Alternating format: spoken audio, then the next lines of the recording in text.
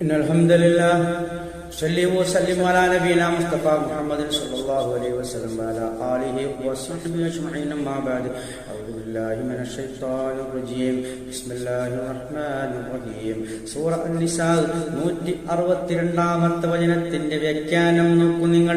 ലാക്കിൻ റാസിഖൂന ഫിൽ ഇൽമി, ലാക്കിൻ പക്ഷേ അറാസിഖൂന ഫിൽ ഇൽമി, ഇൽമിൽ അറിവിൽ അടിയുറച്ചവർ, മിൻഹും അവരിൽ നിന്നും, ആ വേദക്കാരിൽ നിന്നും, ആ വേദക്കാരിൽ നിന്നും അബ്ദുല്ലാഹ് ഇബ്നു സലാമിനെ പോലെ ഇൽമിൽ അടിയുറച്ച വ്യക്തികൾ, വൽ മുഅ്മിനൂന വിശ്വസിക്കുന്നവരാകുന്നു, യുഅ്മിനൂന ബിമാ ഉൻസില ഇലൈക നബിയെ താങ്കൾക്ക് ഇറക്കപ്പെട്ടതുകൊണ്ടും, വമാ ഉൻസില മിൻ ഖബലിക താങ്കൾക്ക് മുമ്പറക്കപ്പെട്ട വേദങ്ങൾ കൊണ്ടും, തൗറാത്ത് കൊണ്ടും, ഇൻജീൽ കൊണ്ടും, സബൂർ കൊണ്ടും, അതൊക്കെയും അല്ലാഹുവിങ്കൽ നിന്നും അവതീർണമായ ശുദ്ധ ഗ്രന്ഥങ്ങൾ തന്നെയെന്ന് അവർ വിശ്വസിക്കുന്നവരാകുന്നു. അതേസമയം ഇന്ന് ഭൂമുഖത്ത് നിലവിലുള്ള ആ ബൈബിളിനെ കുറിച്ചല്ല പറയുന്നത്, അത് മറ്റ് തിരുത്തലുകൾക്ക് വിധേയമായി അതല്ല ആ പറയുന്നത്. യഥാർത്ഥ രൂപത്തിലുള്ള തൗറാത്തിലും ഇൻജീലിലും സബൂറിലും വിശ്വസിക്കുന്നവരാണെന്നാണ് ആ പറഞ്ഞ അർത്ഥം.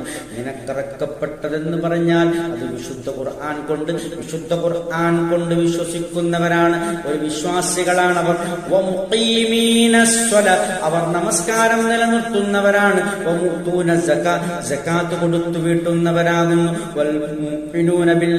അല്ലാഹുവിനെ കൊണ്ട് വിശ്വസിക്കുന്നവരാകുന്നു, വൽ യൗമിൽ ആഖിർ അന്ത്യനാൾ കൊണ്ടും വിശ്വസിക്കുന്നവരാകുന്നു.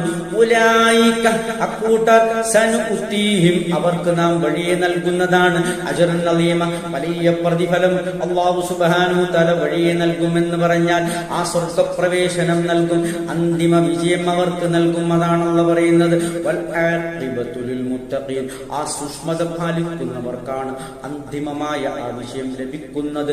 ഈ രൂപത്തിൽ യഹൂദരിൽ തന്നെ നല്ല മനുഷ്യരുണ്ടായിരുന്നു, അവർ യഥാർത്ഥ സത്യവിശ്വാസികളായിരുന്നു.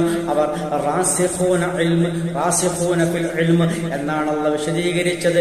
ഇൽമിൽ അറിവിൽ അടിയുറച്ചവർ എന്നാണ് അവരെ പറ്റി പറഞ്ഞത്. അവർ നമസ്കാരം നിലനിർത്തുന്നവരും സകാത്ത് കൊടുക്കുന്നവരും അല്ലാഹുവിനെ കൊണ്ടും അന്ത്യനാൾ കൊണ്ടും വിശ്വസിക്കുന്നവരുമായിരുന്നു. യഥാർത്ഥ സത്യവിശ്വാസികളായിരുന്നു, അവർക്ക് വിജയമുണ്ടെന്നാണ് പറയുന്നത്. അല്ലാതെ ഈ യഹൂദ ക്രൈസ്തവർ ജൽപ്പിച്ചുകൊണ്ടിരിക്കുന്ന ജൽപ്പനങ്ങളല്ല, ശിർക്കും കുഫ്റുമല്ല. ഇതൊക്കെയാണ് അല്ലാഹു വിശദീകരിക്കുന്നത്. അൽഹംദുലില്ലാഹി റബ്ബിൽ ആലമീൻ.